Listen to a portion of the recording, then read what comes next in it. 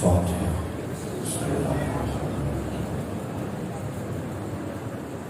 الرحمن الرحیم.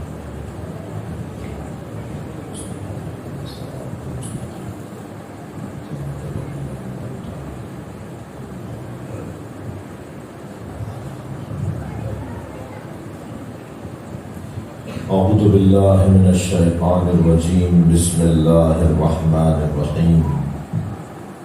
الحمد للہ الذی لا یبلغ مدحته القائلون ولا يحصي نعماءه العادون ولا يعدي حقه المجتهدون الذي ليس لصفته حد محدود ولا نعت موجود ولا وقت معدود ولا أجل ممدود فطر الخلائق بقدرته ونشر الرياح برحمته. الصلاة والسلام على الرسول المسدد المصطفى الأمجد المحمود الأحمد سيدنا ومولانا ومولى الكونين جد الحسن والحسين وعاني والقاسم محمد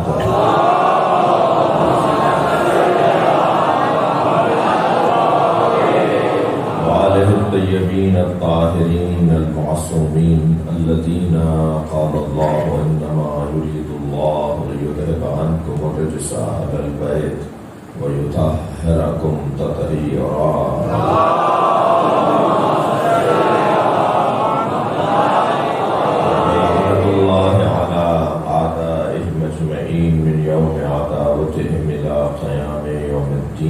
أما بعد قال الحكيم في القرآن الكريم بسم الله الرحمن الرحيم ولا تقتلوا النفس التي حرم الله إلا بالحق ومن قتل مظلوما فقد جعلنا لوليه سلطانا ولا يسرف في القتل إنه كان منصورا. صلوات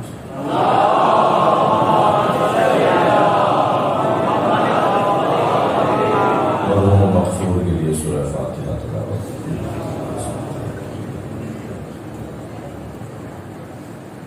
الرحمن الرحیم.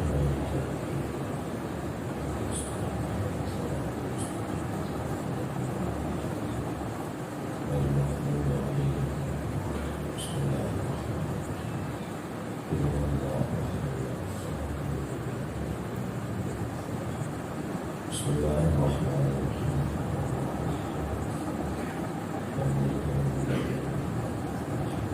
بسم اللہ الرحمن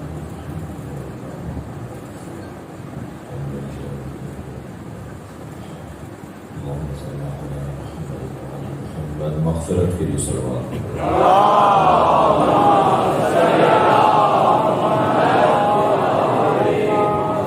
ماشاء اللہ اچھی تعداد میں ہے. ایک اور بہتر اور بلند صلوات.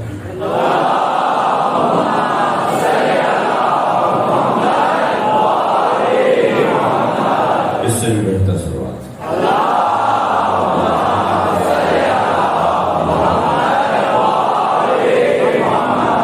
سورہ مبارکہ اسراء کی 33ویں آیت ہے اور آیت عظمت امام حسین پر ہے. ویسے بھی اللہ نے اس ذات کو اتنی عظمت عطا کی ہے کہ 4 محمد ہیں، 4 علی ہیں، 2 حسن ہیں، حسین ہیں. اللہ نے حسین ایک ہی بنایا. صلوات پڑھنے مولا کی رات.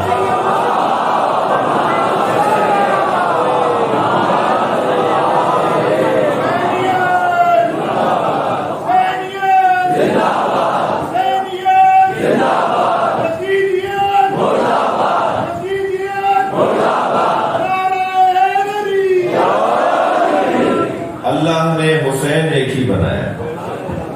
1,24,000 نبیوں میں اور 14 معصومین میں تمام ہادیان دین کے ماتھے کا جھومر حسین.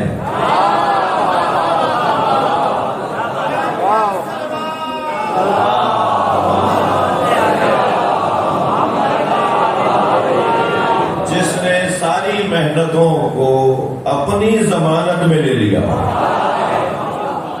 دنیا اب کان کھول کے سن لے کہ حسین نے کربلا بسا دی ہے، دین کا کچھ بگڑے گا نہیں. حسین کی ضمانت میں دین ہے. اللہ کا پیغام، آسمانی کتابوں کا مفہوم، انبیاء کرام کی محنتیں، اولیاء الہی کی ریاضتیں، وہ سب مرہون منت ہیں حسین ابن علی.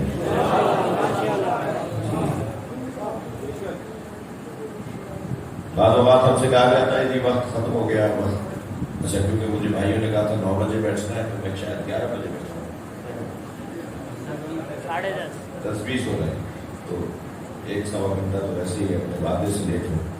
اور پھر ظاہر ہے جیسے میرے ناظرین و محترم نے فرمایا کہ سفر بھی ہوتا ہے آنے جانے کا، اس لیے بہت دیر نہیں چاہوں گا کہ آپ کو زحمت دوں. بعض اوقات ہم سے ایسے موقع پہ جب وقت بہت کچھ ہوا ہوتا ہے تو کہتے ہیں مختصر خطاب ہو نہیں جو بات کرتا ہوں. تو کبھی کبھی ایسا بھی ہوتا ہے کہ اذان کا وقت قریب ہو جاتا ہے، مثلا مغرب سے پہلے کی مجلس سے، اور مغرب اچھا مجھے الحمدللہ میں ان نوکروں میں سے ہوں جو اہل سنت بھی سننے آتے ہیں. جب وہ میرا احترام کرتے ہیں تو مجھے بھی ان کا احترام کرنا ہوگا. تو وہ ہم سے 8 منٹ پہلے نماز پڑھتے ہیں، ہم ان کے 8 منٹ بعد نماز پڑھتے ہیں. مغرب کی نماز ہمارے ان کے درمیان 8 منٹ کا فرق ہے.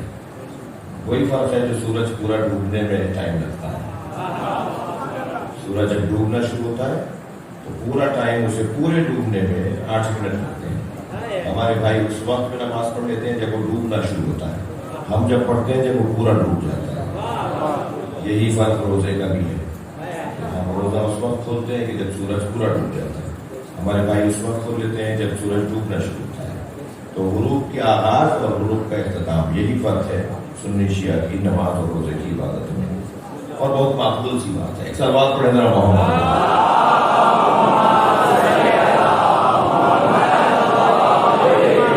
تو ہمیں وہ 8 منٹ پہلے کا بھی مولانا احساس کرنا ہوتا ہے کہ 8 منٹ اور کم ہو گئے ہمارے کو، کیونکہ ہمارے بھائیوں کو جانا ہے نماز پڑھنے کے لیے. ایسے ہی ہندوستان میں یوم حسین ہو رہا تھا. علامہ نقطن صاحب مہمان خاص تھے اور انہیں وقت ملا 2 منٹ. میں 2 منٹ میں اپنے مضمون پر بات کی اور مضمون تھا کہ کربلا نہ ہوتی تو کیا ہوتا. نقطن صاحب مائک پر آئے اور انہوں نے بسم اللہ پڑھ کے کہا کہ میں تو 2 منٹ سے بھی کم وقت لوں گا. بسم اللہ پڑھ کر کہا کہ اگر کربلا نہ ہوتی تو جمعے کی نماز بدھ کو ہوتی.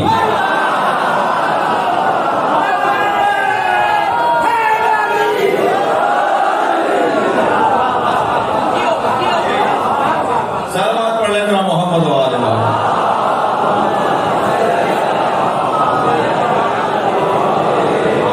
پھر دین کا یہ مذاق بنتا جب چاہتے اپنی پسند کا نماز کو کم کر دیتے، زیادہ کر دیتے. اسی قبیلے کے ایک بندے کی بات سنو جی. فجر کی 4 رکعت پڑھانے کے بعد جب کسی نے کہا کہ آپ نے نماز فجر 4 رکعت پڑھا دی تو کہنے لگا کیا کم ہے اور پڑھا دو. تو یہ حال ہوتا پھر اگر کربلا نہ ہوتی. حضرت کربلا نے یہ فرق بنا دیا، حسین مولا نے یہ فرق ڈال دیا کہ حاکم مفتی نہیں ہوتا. حاکم اور ہے، عالم اور ہے. حاکم اور ہے، مفتی اور ہے. کربلا سے پہلے جو حاکم تھا وہی مفتی تھا. تو حاکم اپنی مرضی کے مطابق فتویٰ دیتا تھا. مولا نے فرمایا نہیں، عالم اور ہے، حاکم اور ہے. اور اگر عالم اس کیفیت کا حامل ہو جائے کہ پھر حاکم اس کے دروازے پر آ جائے تو پھر یہ عالم کے حق پر ہونے کی ایک نشانی ہے. لہذا آیہ کریمہ میں نے لی ہے امام حسین کی عظمت کی.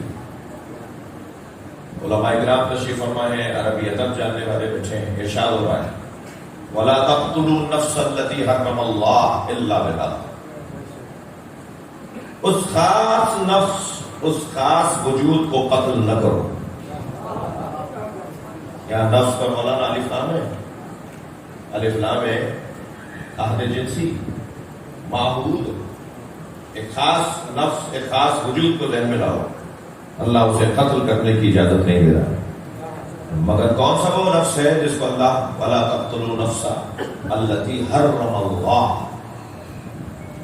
جس کو اللہ نے محترم قرار دیا، وہ نفس جسے اللہ نے محترم قرار دیا۔ تمام کائنات میں محترم ترین نفس، محترم ترین وجود اگر کوئی ہے تو ان مصادیق میں سے ایک عنوان امام حسین کا ہے، جسے اللہ قتل کرنے والوں کو روک رہا ہے، خبردار اسے قتل نہ کرنا جو محترم ہے۔ حسین محترم کتنے ہیں، اس کا اندازہ کیسے لگائیں؟ حسین محترم کیسے ہیں؟ توجہ چاہوں گا عزیزان گرامی، حسین کے احترام کا جلوہ بھی اگر کہیں نظر آتا ہے تو اس نماز میں جو عبادتوں میں سب سے پہلی عبادت ہے، اس عبادت میں جو عبادتوں میں پہلی عبادت، اور میرا اور آپ کا احترام کا جذبہ نہیں، نبی سجدے میں ہے، پشت پر حسین بیٹھے میں شریعت کھڑی رہی، آداب مصطفیٰ میں شریعت کھڑی رہی، دروازہ بطول پہ رسالت کھڑی رہی، سجدے میں تھے رسول، چڑھے پشت پر حسین، بیٹھے رہے حسین، عبادت کھڑی رہی۔ ماشاءاللہ، امام حسین پشت نبی پر ہے، توجہ، احترام احترام۔ وَلَا تَقْتُلُوا نَفْسَ الَّتِي حَرَّمَ اللَّهُ، محترم نفس کو قتل نہیں کرو۔ اللہ نے جسے محترم قرار دیا وہ امام حسین کی ذات، اور حسین کا احترام یہ ہے کہ نبی کی پشت پر حسین بیٹھے ہیں اور نبی سجدے کو طول دے رہے ہیں، حسین کو اتار نہیں رہے۔ اچھا اگر آپ کی توجہات اور ہو جائیں تو میں اس بیان کو ذرا بہتر کروں۔ دیکھیے میرے یہ بچے بیٹھے ہوئے، میں ابھی ان سے پوچھوں تو یہ بھی بتا دیں گے، انہیں فرفر یاد ہے کہ اصول دین کتنے ہیں؟ 5۔ فروع دین کتنے ہیں؟ 10۔ پہلا دوہرا دیجیے کوئی، نماز، روزہ، حج، زکات، خمس، جہاد۔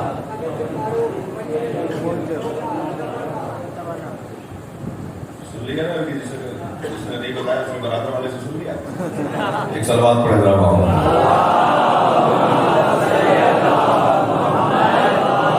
اس سے بہتر صلوات بھائی، صلوات تو نبی۔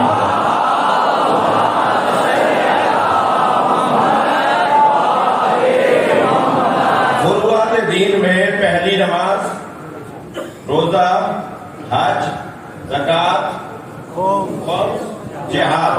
توجہ، سب سے اول اور اولا عبادت نماز، ایسے ہی ہے، اور وہ بھی میری اور آپ کی نہیں، مصطفیٰ کی، ہماری اور آپ کی نہیں، نبی کی نماز، جو نمازوں میں عبادتوں میں افضل عبادت، اور وہ بھی نبی کی نماز۔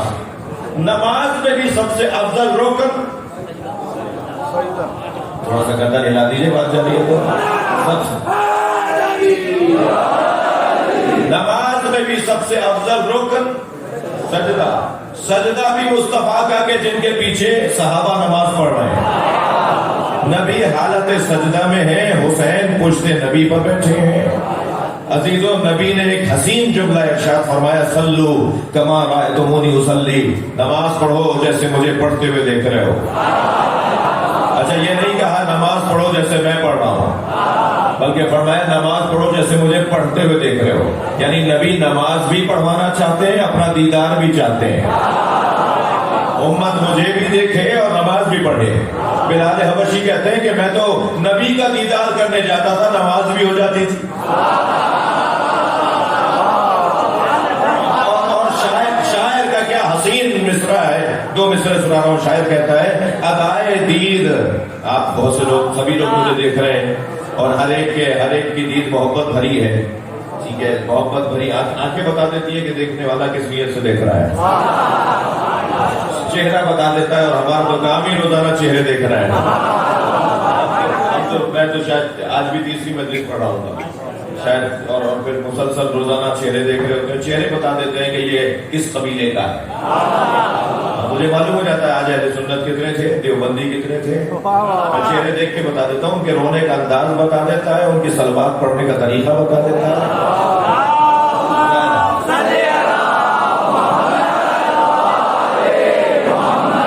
الحمدللہ حتیٰ ہندو بھی مجلس میں آتے ہیں، عیسائی بھی مجلس میں آتے ہیں، اور یہ کس نے کہہ دیا کہ ہماری ہے کربلا؟ اب بات تم کہو تو تمہاری ہے کربلا، جو چاہے وہ کربلا ہی ہو سکتا ہے۔ تو چہرہ دیکھنے سے اندازہ ہو جاتا ہے کہ کتنا پیار ہے، کتنی محبت ہے، کتنا شوق ہے، کتنی رغبت ہے۔ تو شاعر کہتا ہے کہ ادائے دید سراپا نیاز تھی میری، ادائے دید سراپا نیاز تھی میری، کسی کو دیکھتے رہنا نماز تھی میری۔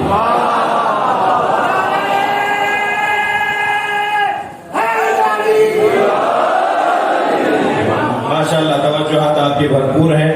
میں ایک مفہوم کی طرف آپ کو لے جانا چاہ رہا ہوں۔ نبی نے فرمایا نماز پڑھو جیسے مجھے پڑھتے ہوئے دیکھ رہے ہو۔ تو اب نبی کو نماز کیسے پڑھتے ہوئے دیکھی؟ نبی کو جیسے نماز پڑھتے ہوئے دیکھا، ذرا اس کے دو مثالیں لے لیجئے۔ نبی سجدے میں ہے، حسین پشت پر ہے۔ ہم نے تو نبی کی نماز ایسی دیکھی کہ بغیر محبت حسین کی ہوتی نہیں ہے۔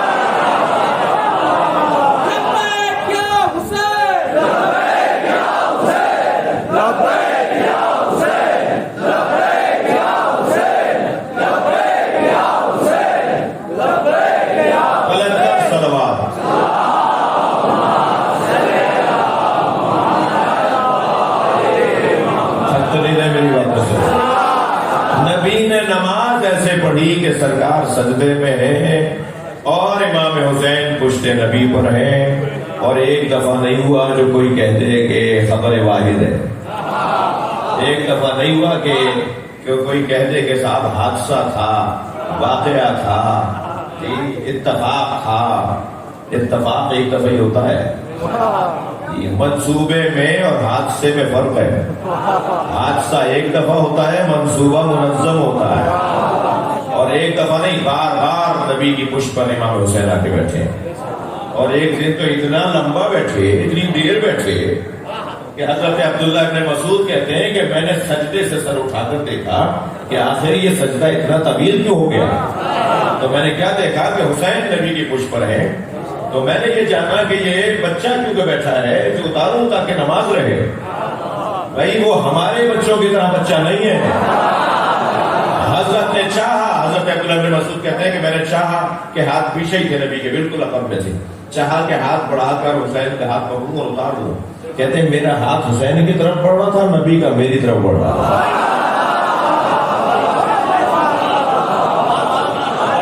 میرے حسین کو ہاتھ بھی نہ لگاؤ، خود اترے گا تب میرا سجدہ پورا ہوگا۔ نبی نے اپنی عبادت اور حسین کی محبت میں بتایا کہ اللہ کی عبادت حسین کی محبت کے ساتھ جڑی ہوئی، اور حسین کی محبت میں سجدے ختم نہیں ہوتے، حسین کی محبت میں نمازیں رکتی نہیں ہیں۔ خبردار ماتمی یہ ذہن میں نہ لائے کہ جو ماتم کرے گا وہ نماز نہیں پڑھے گا۔ نبی نے بتا دیا کہ حسین کی محبت میں سجدہ لمبا ہوتا ہے، ختم نہیں ہوتا۔ صلوات پڑھیں محمد و آل محمد۔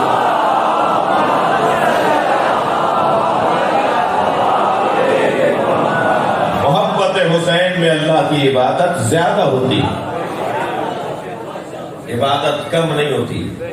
ایک یہ جلوہ کتنی دفعہ دیکھا، مولانا جمعہ پڑھاتے ہیں، مولانا راجسر پڑھاتے ہیں، کون پڑھاتا ہے؟ تو مولانا جب جمعہ پڑھاتے ہیں تو دو خطبوں کے درمیان کچھ دیر کے لیے بیٹھتے ہیں، اور بیٹھ کر سارا مجمع صلوات پڑھتا ہے، اور مولانا آرام سے پوری طرح بیٹھتے ہیں، اور پھر اس کے بعد کھیلتے ہیں۔ کبھی کسی مفتی مولوی سے سنی بھی یہی کرتا ہے، شیعہ بھی یہی کرتا ہے۔ نماز جمعہ کے خطبے میں، نماز عید کے خطبے میں جی مولانا خطبوں کے درمیان بیٹھتے ہیں، دو خطبوں کے درمیان بیٹھتے ہیں۔ جی کبھی کسی مولانا سے پوچھیے گا یہ بیٹھتے کیوں؟ یہ مولانا صاحب اس لیے بیٹھتے ہیں کہ نبی نے ایسا کیا، اور نبی نے ایسا کیوں کیا؟ کیونکہ حسین مسجد میں آئے تھے۔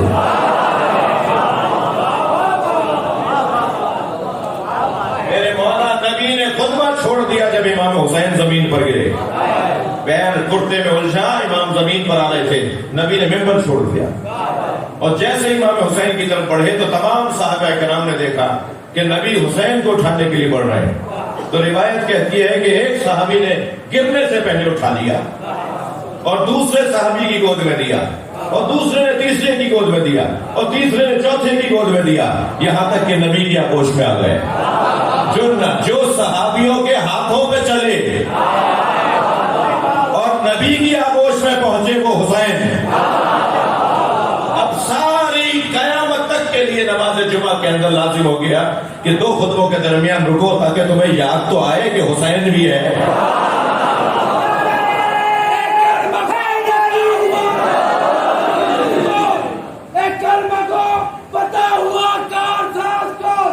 پرچیوں کے بیچ میں گزرا عبادت گزار کون، مسجد کے سامنے تجھے ماتم ہے نہ گوار، دیتے نصر حسین تو پڑھتا نماز کو، نعرہ حیدری۔ ماشاءاللہ، یہ پاکستان میں مجلس ہو رہی ہے اور یہ ہمارے یہاں کی مجلسوں کا حصہ ہے، لہذا آپ گھور کے نہیں دیکھے ہوں گے، یہ مجلس کا حصہ ہے، اور بر وقت اور بجا اور صحیح مناسبت سے شعر پڑھنا بھی حسن ہے، ہر ایک کے بس کی بھی نہیں ہے۔ جس کو جو توفیق حاصل ہو رہی ہے اس کی دعا کیجیے اور اپنی توفیق کے لیے بھی دعا کیجیے۔ اس کا یہ بھی مطلب نہیں ہے کہ سب شعر پڑھنا شروع ہو جائے، مجھے بھی کچھ پڑھنے دیجیے گا۔ صلوات پڑھ لینا محمد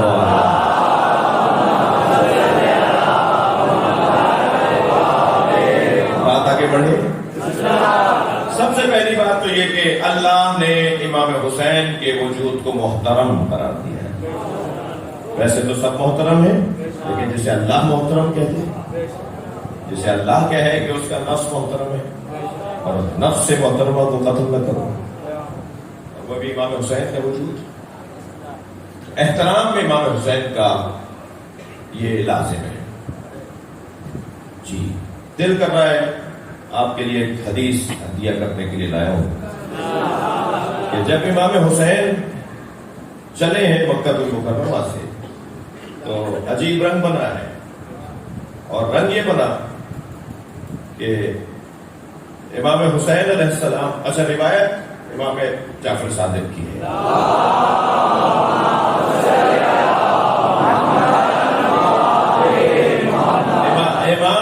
امام ایسے بیان فرما رہے ہیں۔ اچھا یہ گھرانہ مولانا، میں آپ کو سے دعا لوں، یہ گھرانہ، یہ خاندان، یہ ائمہ اہل بیت کا وجود نازنین، کیا اللہ نے انہیں بنایا ہے اور کیسا بنایا ہے، اور ہم جو ان کے دروازے پر جمع ہوئے ہیں اس کا سبب بھی یہ ہے کہ اللہ نے ان جیسا کسی کو بنایا ہی نہیں۔ امام اعظم ابو حنیفہ ہمارے برادران سنت کے بزرگ علماء میں سے ہیں اور ہمارے عالم بھی ہیں، یعنی عالم ہوتا ہے نا، یہ مسلکوں میں فرقوں میں علماء کو ریمانڈ دیا گیا۔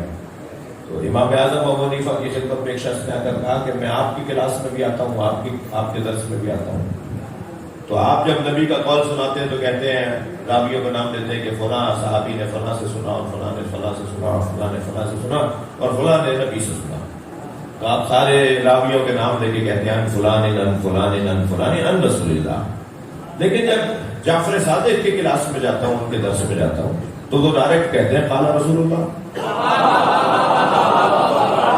راویوں کے نام ہی نہیں لیتے۔ تو امام اعظم ابو حنیفہ ناراض ہوئے، فرمایا خبردار جعفر صادق کے بارے میں کچھ بھی نہ سوچنا، منفی نہ سوچنا۔ تم تو کہہ رہے ہو نا کہ وہ ڈائریکٹ کہتے ہیں کہ قال رسول اللہ نے فرمایا، ان کو حق ہے کہ وہ ڈائریکٹ کہیں کہ اللہ نے یہ فرمایا۔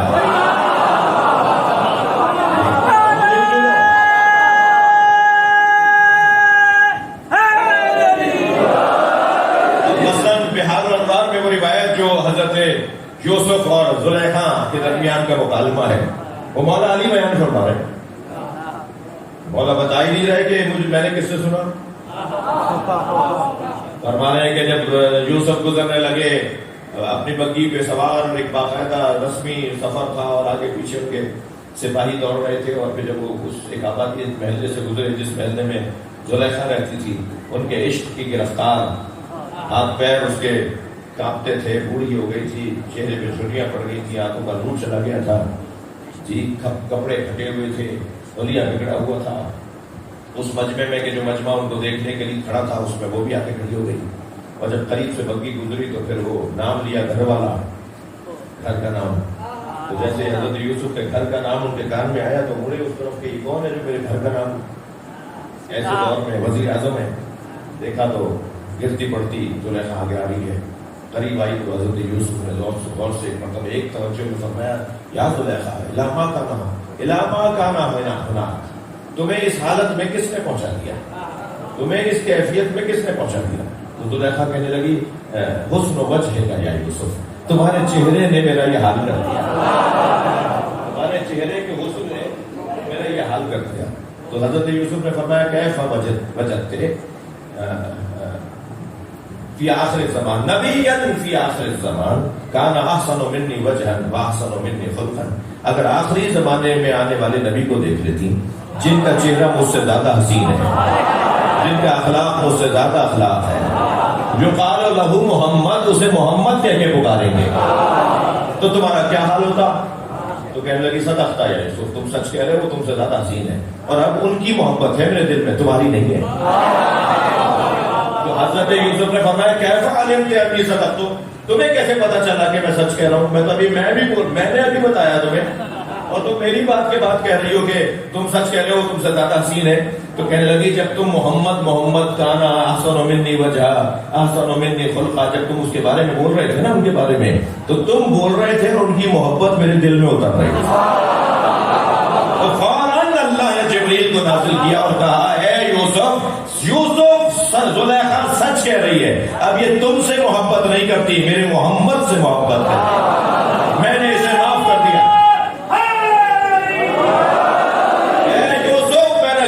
کو معاف کر دیا اور اب تم اس سے شادی کرو.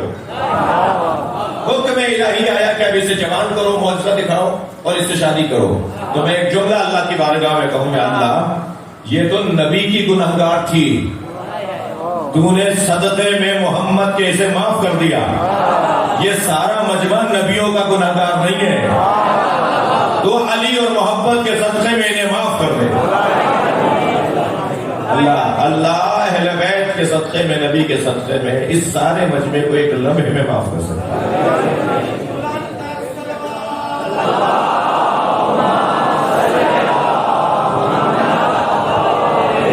بھائی معافیاں چاہیے، صلوات بلند پڑھیے.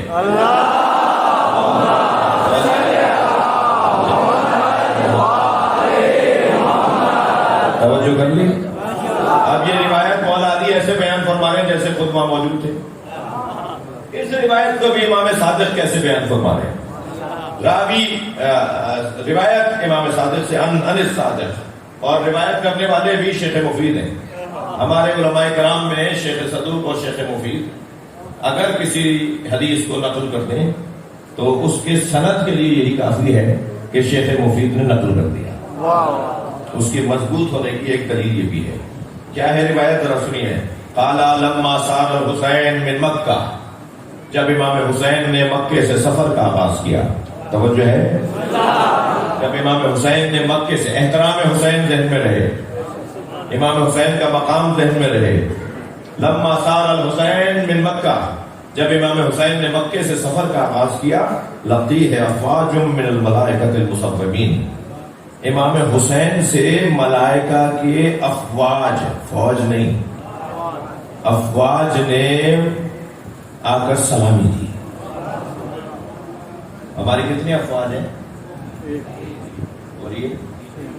3، بحریہ، بریہ، فضائیہ. جی بری فوج ہے، زمین پر جو کام کرتی ہے، سمندر میں جو کرتی ہے بحریہ، اور جو فضا کے اندر وطن کا دفاع کرے گی جی فضائیہ. ان تینوں کو ہم کہتے ہیں نا پاک افواج، پاکستان کے افواج. ملائکہ کے افواج نے آ کر امام حسین کو سلامی دی. یعنی جتنے بھی ملائکہ کی فوجیں ہیں انہوں نے آ کر امام حسین کو سلامی دی. بولنے والا کون ہے؟ امام صادق. امام فرماتے ہیں لقیہ افواج من الملائکۃ المصوبین والمردفین، فی ایدیہم الحراب علی نجب من نجب الجنہ.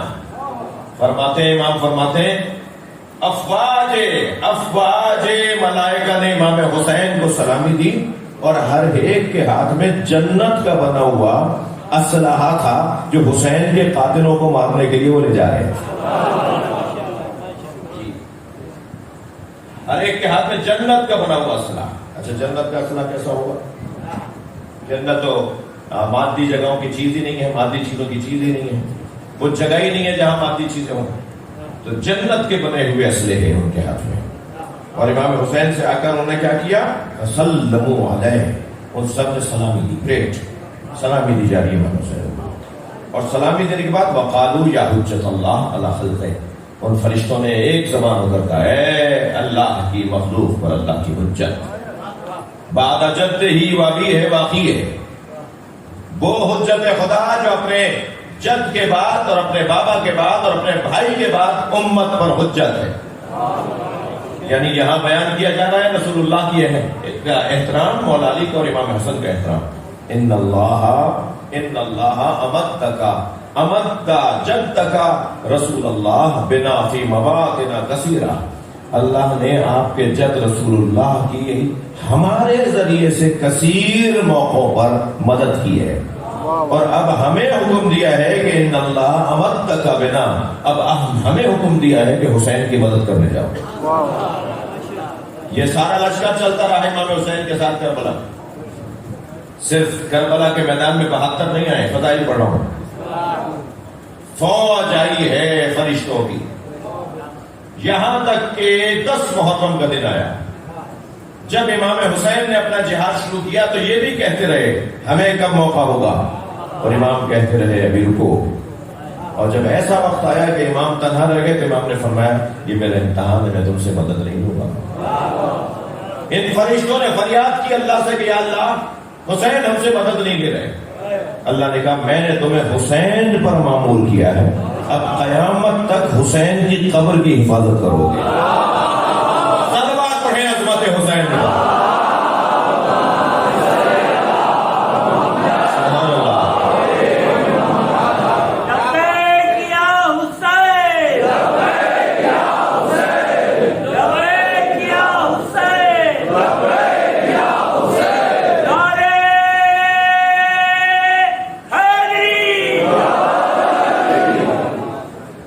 ایک اور صلوات پڑھیے.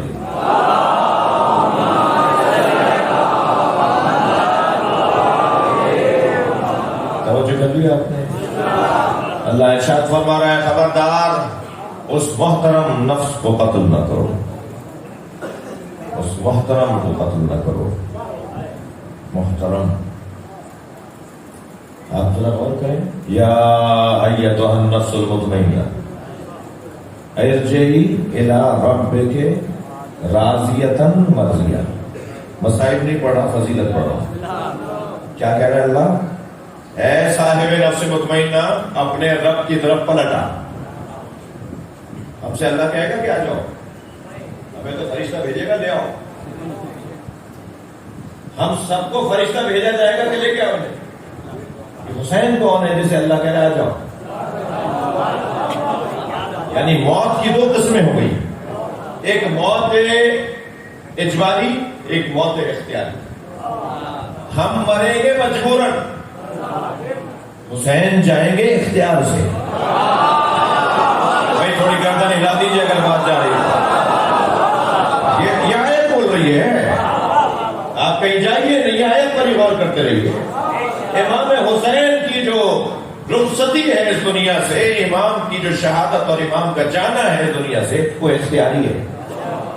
جب حسین چاہیں گے جائیں گے.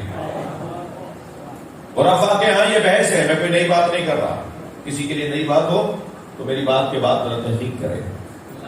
اہل سنت کے ہاں صوفیوں کے یہاں بحث ہے، صوفیاء کرام سنگین بحث ہے. یہ جو ہم لائف مجلس سے رکواتے ہیں نا، اس کا ایک سبب یہ بھی ہے کہ وہ جو ٹھنڈے کمرے میں بیٹھ کے ماشاءاللہ مجلس سننا چاہ رہا ہے، ٹھیک ہے، وہ اس کی خاطر ہم بہت ساری باتیں نہیں کر پاتے کیونکہ ہمیں خوف ہوتا ہے کہ یہ فلاں بات کسی نااہل تک نہ پہنچ جائے.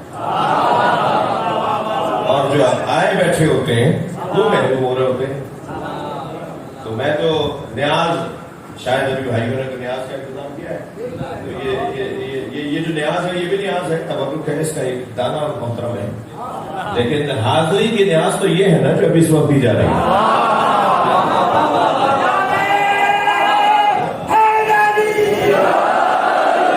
مجلس میں حاضر ہو جاؤ تاکہ تمہیں نیاز مل جائے. تو بعض لوگوں کی وجہ سے، ان کیمروں کی وجہ سے، تو ان سے ہم کہتے ہیں نہیں ریکارڈ کر لو مگر لائیو نہیں چلاؤ، کیونکہ اگر کوئی سنگین بات ہم کر گئے تو ہم آپ سے کہتے ہیں کہ یہاں سے یہاں تک کاٹ دو، کیونکہ اتنا اہل تک نہیں پہنچنی چاہیے، قابل لوگوں تک پہنچنی چاہیے، جن کا پہلے ہی حسین کی طرف دل مڑا ہوا ہے ان تک پہنچنی چاہیے. وہ جو ٹول لگا رہے ہیں بیٹھے ہوئے، تحقیق کر رہے ہیں کہ یہ آج کہاں پڑ رہا ہے، روزانہ کبھی کھانے والا جاتا ہے، کبھی بابا پور جاتا ہے، آج بھی کہیں حیدرآباد میں ہوگا. تو میں اپنے آپ کے توسط سے جواب دے دوں کہ میں تو آسمانوں میں جانا چاہتا ہوں، تو میں زمین میں گاڑ کے جاؤں.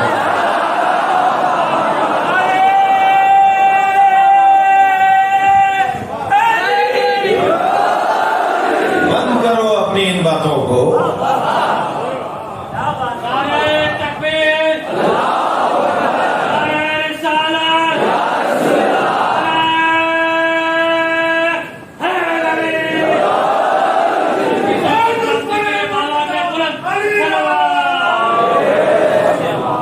الحمدللہ اس وقت پاکستان میں آپ کی جانب سے سیلاب زدگان کے لیے جو ہمدردی کا اظہار ہے وہ کسی سے کم نہیں ہے.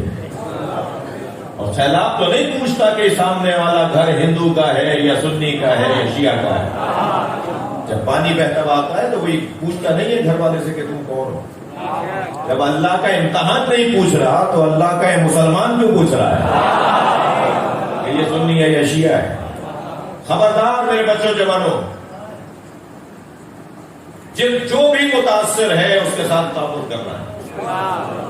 مسئلہ کی بنیاد پر گفتگو نہیں ہونی چاہیے. یہ بات ہی نہیں ہونی چاہیے کہ فلاں آبادی میں کیونکہ شیعہ رہتا ہے تو اس کے ساتھ تعاون ہو. نہیں، یہ بات ہی نہیں ہونی چاہیے. سنی ہماری جان ہے،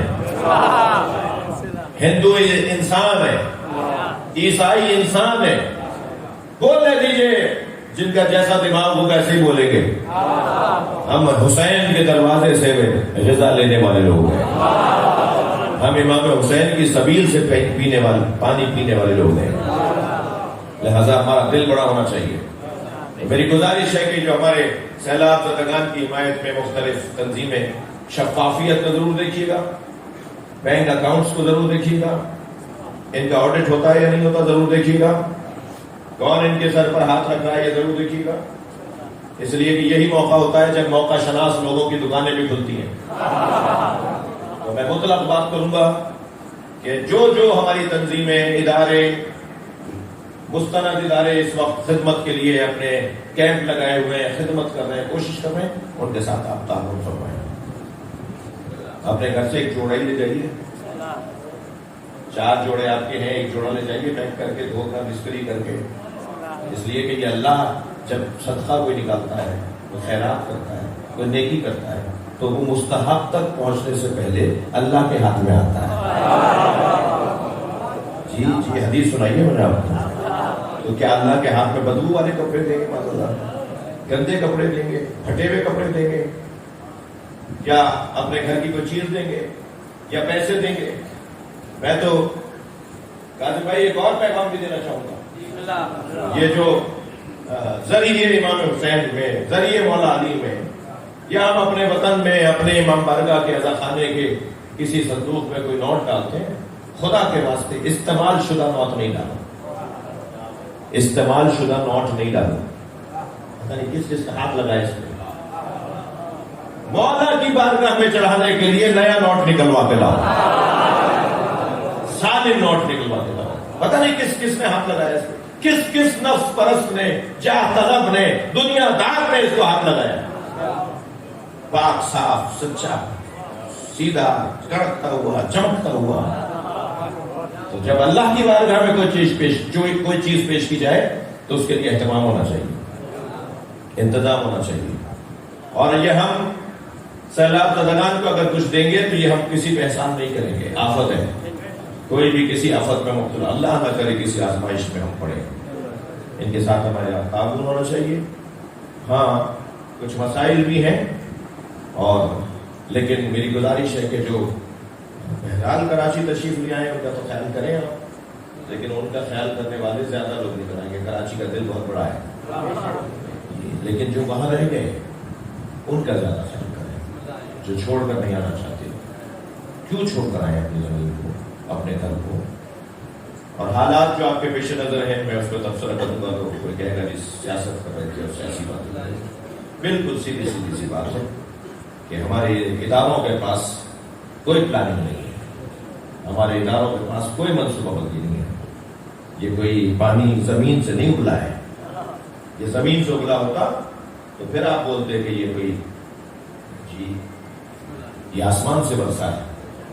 ابھی آپ پتا کر کے یہ بچہ بتا دے گا 4 دن بعد کراچی میں بارش ہے یا نہیں ہے، آپ کو پتا نہیں تھا کہ بارش ہونے والی ہے، آپ کو معلوم نہیں تھا کہ یہ موسم بننے والا ہے، تو کم سے کم کھاٹیاں تو کرواتے تھے، میں سندھی میں بول رہا ہوں، کم سے کم وہ ان نالوں میں کھاٹیاں تو کرواتے تھے، اس کو صفائی تو کرواتے تھے، وہ تک نہیں کروائی آپ نے، وہ نالے پہلے ہی بھرے ہوئے گندی چیزوں سے اور جھاڑیوں سے اور کوڑے سے بھرے ہوئے ہیں، یہ شہر کا پانی کہاں نکل کے جائے؟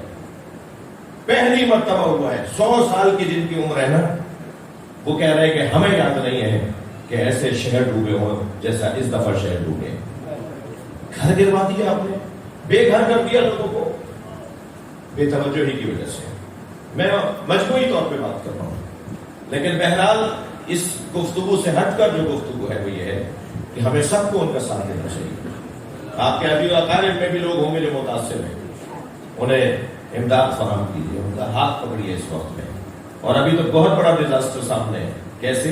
جب یہ پانی اترے گا، فصلیں تباہ، فصلیں ختم، کاروبار برباد، جانور مارے گئے، وہ ایک الگ بات، گھر نہیں رہا وہ اور بات، کاروبار نہیں رہا وہ اور بات، لہذا آپ آپس میں طے کریں کہ آپ کی آبادی میں جو بیوائیں ہیں، جو چھوٹی چھوٹی بچوں کے ساتھ آپ کے فلاں علاقے کے اندر ایک بیوہ خاتون رہ رہی تھی، وہ نہیں کر پائے گی، وہ گھر نہیں بنا پائے گی، جن گھروں میں مرد ہیں وہ پھر بھی کچھ نہ کچھ ہاتھ پیر مار کے گھر بنا لیں گے، لیکن جو محتاج لوگ ہیں، بیمار لوگ ہیں، فالج زدہ لوگ ہیں، تلاش کیجئے اپنے علاقے میں، اور برکت دینا اللہ کا کام ہے، میرا اور آپ کا کام ہمت کرنا ہے، مولا حسین کے صدقے میں ان کی مشکلات مسائل آسان ہو، اس دعا کی قبولیت کے لیے مکمل خلوص سچائی بلند آواز سے صلوات پڑھیں۔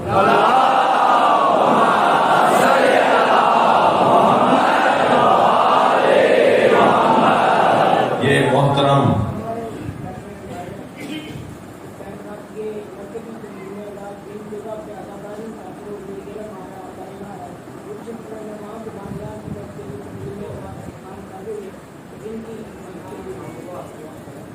آپ نے کر تو دیا،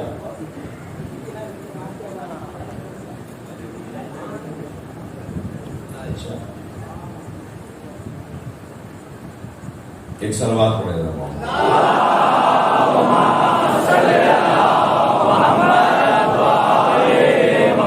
اصل میں مائک پر کسی ایک فرقے اور مسلک کی بھی بات نہیں کر پاؤں گا، میں سارے سنیوں سے زیادہ بہت بڑا سنی ہوں، اس لیے میں سنیوں کی بات بھی کروں گا، عیسائیوں کی بات بھی کروں گا، میں ہندوؤں کی بات بھی کروں گا، میں شیعوں کی بات بھی کروں گا، تو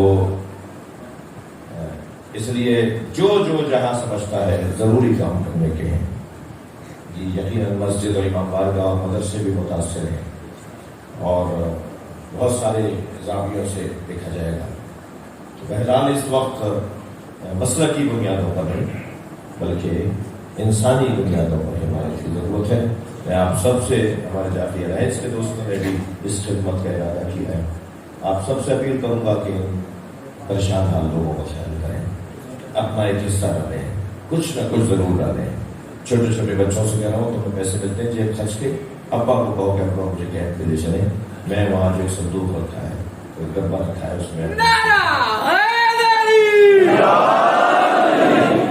حسین مولا کے چاہنے والوں سے بات کر رہا ہوں، جس نے دوسروں کی خاطر اپنا سب کچھ دے دیا، کربلا زمین ہے قربانیوں کی، اور یہ امام بارگاہ کربلا کی یاد میں بنایا گیا ہے۔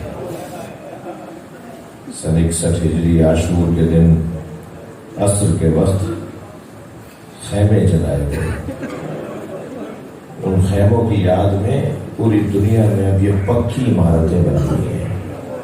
یہ امام بارگاہ حسین مولا کا خیمہ ہے۔ دشمن تو بے وقوف تھا کہ اس نے کپڑے کے خیمے جلائے، اور آج چاہنے والوں نے پوری دنیا میں RCC کے پکے خیمے بنائے ہیں۔ ہم اس وقت امام حسین کے خیمے میں بیٹھے ہیں، اور امام حسین سے عہد کرنے آتے ہیں۔ جب مجلس میں آتے ہیں مولا چراغ بجھا بھی دیا جائے تب بھی ہم اب آپ کو چھوڑ کر نہیں جائیں گے۔ اجرکم اللہ، اجرکم اللہ۔ آوازیں بلند ہو رہی ہیں، آپ کو کوئی غم نہ دے سوائے ہمیں اہل بیت کے، ہمیں رونے رلانے والوں میں قرار دے۔ جب مولا نے چراغ بند بجھایا اور چراغ روشن کیا تو کیا دیکھا کہ حبیب ابن مظاہر تلوار نکال کر کھڑے ہیں اور کہ مولا اگر آپ حکم دیں تو ہم اپنی گردنیں خود کاٹ لیں گے، مگر یہ نہ کہیں کہ ہم آپ کو چھوڑ کے چلے جائیں۔ فرمایا 70 مرتبہ مارے گئے اور پھر زندہ ہوئے، پھر بھی ہم آپ کو چھوڑ کر نہیں جائیں گے۔ اجرکم اللہ۔ جب یہ گفتگو ہو رہی تھی نا کہ کون کون، پھر امام نے بتایا کہ شہید کون کون ہوگا۔ جب امام نے یہ گفتگو مکمل کی تو حضرت قاسم، خیمہ بڑا خیمہ تھا جس میں اصحاب سے اور تمام اپنے اہل خاندان کے بچوں سے بات کر رہے تھے، تو حضرت قاسم خیمے کے عقب میں کونے میں کھڑے سن رہے تھے، کم سمجھے دور کھڑے سن رہے تھے۔ جب سب سے گفتگو ہو گئی تو قریب آگے کھڑے ہوئے کہنے لگے چچا جان، اے چچا میرا نام بھی شہیدوں میں ہے۔ تو امام حسین نے فرمایا تم تو بہت بڑے ہو، تمہارا چھوٹا بھائی علی اصغر بھی شہید ہو جائے گا۔ اجرکم اللہ، اجرکم اللہ۔ جیسے ہی امام حسین نے یہ فرمایا نا تمہارا چھوٹا بھائی علی اصغر بھی شہید ہو جائے گا، تو ایک مرتبہ انگڑائی لی، جوش ہاشمی انگڑائی لی، غصے کی کیفیت میں آئے حضرت قاسم اور فرمانے لگے چچا جان هل يصلون الى الخیام، میرا بھائی تو جھولے میں ہوتا ہے، کیا یہ خیموں میں آ جائیں گے، یہ خیموں میں گھسیں گے؟ امام نے فرمایا نہیں قاسم، میں علی اصغر کو اپنی گود میں لے کے جاؤں گا۔ جی حضرت قاسم نے اپنی شجاعت کا مظاہرہ کیا۔ کربلا کا میدان ہے، حسین لاشیں اٹھا رہے ہیں، سب سے زیادہ جس لاشے پہ حسین روئے ہیں وہ لاشا علی اصغر کا لاشا۔ آنکھوں سے آنسو اٹھتے نہیں تھے، کبھی دائیں جاتے تھے، کبھی بائیں جاتے تھے، کبھی آگے کبھی پیچھے آتے تھے۔ اس کیفیت میں امام حسین نے اپنے 6 مہینے کے بچے کا لاشا اٹھایا تھا۔ پھر کربلا میں حسین اکیلے رہے اور گھوڑے پہ بیٹھ کر گئے تو پہلے تو جوشی ہاشمی اور شجاعت حیدری دکھائی، اور اس کے بعد ایسا بھی وقت آیا کہ اللہ نے آواز دی ارجعی الی ربک راضیۃ مرضیہ، واپس آ جاؤ حسین، اپنے رب کی طرف آ جاؤ، حسین اپنے رب کی طرف واپس آ جاؤ، اس حالت میں کہ تم اپنے رب سے راضی ہو۔ کیا محبت کا اظہار ہے اللہ کا امام حسین کے ساتھ۔ اگر آپ کا بچہ، فرض کیجئے، فرض محال فرض نہیں ہے، فرض کیجئے آپ کا بچہ کسی مشکل میں ہو اور پھر آپ اسے راضی کریں تو آپ کہتے ہیں بیٹا تم ناراض تو نہیں ہو، تم نے ہماری خاطر پریشانی اٹھائی ہے۔ اللہ کہہ رہا ہے میرے حسین تم مجھ سے راضی ہو، مجھ سے راضی ہو، تم مجھ سے راضی ہو، میں تم سے راضی ہوں۔ یہ اللہ کا لہجہ امام حسین کے لیے۔ جب اس کیفیت میں اللہ کی آواز آئی نا، اللہ کی آواز آئی، اللہ اکبر، سچ باتیں ہیں جو میں کرنے جا رہا ہوں۔ میں نے ایک جملہ کہا ابھی گفتگو میں، موت اختیاری۔ حسین سے کہہ رہا ہے اللہ آ جاؤ، ہمیں یہ نہیں کہا جائے گا آ جاؤ، ہمیں تو لے جائے گا، فرشتہ لے جائے گا۔ موت اختیاری رکھنے والوں میں ایک نام ان 14 کے 14 کو موت اختیاری حاصل تھی۔ ہمارے صوفیاء کرام تو شہباز قلندر اور حضرت شاہ لطیف بھٹائی کے بھی قائل ہیں، شہباز قلندر کو بھی موت ہے، یہ صوفیاء کرام کا خیال ہے۔ لیکن چاہتا معصومین کو موت اختیاری حاصل تھی، یعنی یہ جب چاہیں گے جائیں گے۔ جب ملک الموت جناب زہرا کی روح قبض کرنے آیا،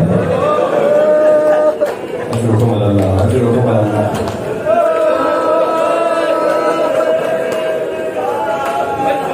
تو سنی شیعہ نے لکھا فَلَمْ تَرْضِ أَنْ يَقْبِضَهَا، سیدہ راضی نہیں ہوئی کہ ملک الموت بی بی کی روح کو قبض کرے، اور کہا ملک الموت تم واپس جاؤ، میں نہیں جا رہی۔ کچھ دیر کے بعد ملک الموت نے کیا دیکھا کہ سیدہ کے گھر میں ماتم ہو رہا ہے، سیدہ کی روح قبض ہو چکی ہے، تو اللہ سے کہا یا اللہ میں نے روح نہیں نکالی، سیدہ تو مجھ سے راضی نہیں تھی کہ میں ان کے قریب ہوں، میں ان کی روح قبض کرنے کے لیے ان کے قریب ہوں، تو اللہ نے کہا میں نے خود فاطمہ کی روح کو قبض کیا۔ سنگین بات ہے، اللہ کرے یہ بات ہضم ہو جائے۔ ایسے ہی میرے پاس روایت پڑھنے کے بعد پڑھ رہا ہوں، یہ روایت بھی میں نے اپنی آنکھوں سے کتابیں پڑھی ہے، یہ روایت بھی پڑھنے کے بعد پڑھ رہا ہوں کہ جب عاشور کا دن آیا، عصر کا وقت آیا، امام جعفر صادق کے اصحاب پرسہ دینے کے لیے، ان کے جد حسین کا پرسہ دینے کے لیے امام صادق کی خدمت میں حاضر تھے، گریہ ہو رہا تھا، امام کربلا کے واقعات سنا رہے تھے، تو کچھ دیر کے لیے روتے روتے رکے امام، تو ایک چاہنے والے کی آواز آئی مولا شہادت حسین بیان کریں۔ تو امام صادق نے جو شہادت امام حسین بیان کی ہے وہ بیان نہیں ہو پائے گی، وہ عاشور کے دن کا بیان ہے۔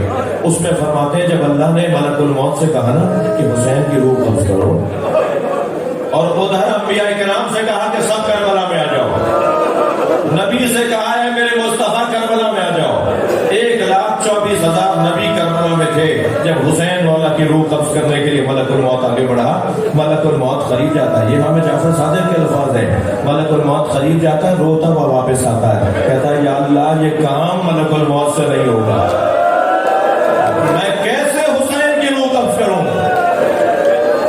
آواز آئی کہ یہ کام خود اللہ کرے گا۔ امام فرماتے ہیں کہ امام حسین کی روح اللہ نے قبض کی ہے۔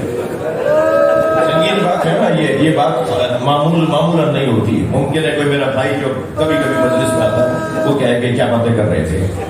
ہاں، قرآن مجید میں ملک الموت روح قبض کرتا ہے، یہ آیت بھی ہے، اللہ روح قبض کرتا ہے، یہ آیت بھی ہے، اللہ روح قبض کرتا ہے کہ آیت کی تفسیر میں یہ روایتیں لکھی گئی ہیں کہ کچھ ایسی ہستیاں بھی ہیں جن کی روح خود اللہ قبض کرتا ہے۔ حسین کربلا کے میدان میں، حسین گھوڑے پہ ڈگمگا رہے ہیں، کبھی دائیں گرتے ہیں کبھی بائیں سنبھلتے ہیں، جب گھوڑے سے زمین پر آئے تو خنجر لے کر ظالم آگے بڑھے۔ ایک شخص قریب آ چکا تھا کہ ایک شخص اور کی آواز آئی، ایک اور شخص کی آواز آئی، اتنا رک جاؤ کہ حسین کی روح باہر نکل آئے، حسین کے بدن سے روح نکل جائے، پھر حسین کو ذبح کر دینا۔ تو کہنے لگا کیسے طے کروں کہ ابھی حسین زندہ ہے؟ امام کے بدن میں تحرک نہیں تھا، کہنے لگا کیسے طے کروں حسین ابھی زندہ ہے؟ تو ایک اور سپاہی کی آواز آئی میں ایک جملہ کہوں گا، اگر حسین زندہ ہوئے تو اٹھ کے بیٹھ جائیں گے۔ میں اس ظالم سے کہوں گا کیا تکلیف دینا چاہتا ہے؟ اس شخص کو سب نے کہا بولو کیا بول رہے ہو؟ اس نے کہا حسین زمین کربلا پر ہے اور سپاہیوں نے زینب پہ حملہ کر دیا۔ بس یہ جملہ سنا امام نے کوہنیوں پہ زور دیا، اپنا ہاتھ فضا میں بلند کیا، پہلے میرا گلا کاٹو،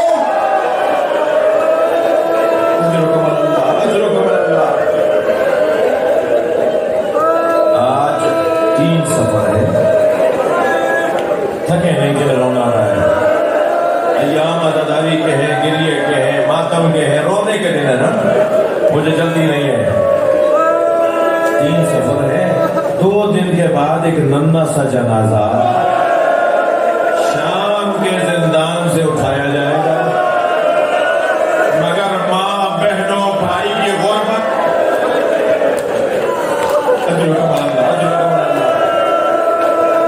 کسی نے مدینے میں امام سجاد سے پوچھا مولا آپ کی عمر تو اتنی نہیں ہے، آپ پر ضعیفی کیسی ہے، آپ کے بال سفید ہو گئے ہیں؟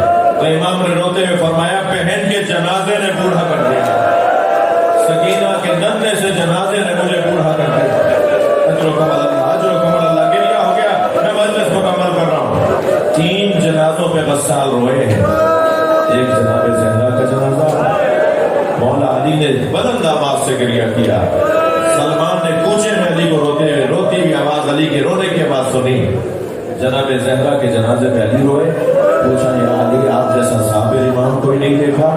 فرمایا میں نے جب فاطمہ کو غسل دینا چاہا، فاطمہ کی 2 پسلیاں ٹوٹی، فاطمہ کے بازوؤں پہ ورم تھا، مگر سیدہ نے مجھے نہیں بتایا. اجرکم اللہ، اپنی آوازوں کو آزاد کریں گے. میں 2 جملے کہہ رہا ہوں بس. دوسرا جنازہ امام سجاد کا جنازہ.